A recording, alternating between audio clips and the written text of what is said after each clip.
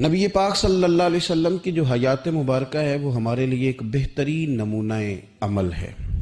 اگر کسی شخص نے کچھ سیکھنا ہو، کچھ حاصل کرنا ہو اور اپنے شب و روز اس نے اطمینان سے گزارنے ہو، بہت ساری جسمانی ذہنی اذیتوں سے اس نے بچنا ہو، اور اگر وہ چاہے کہ زندگی میں تکلیفیں اور اذیتیں بھی آئیں تو وہ بھی مجھے میٹھی لگیں،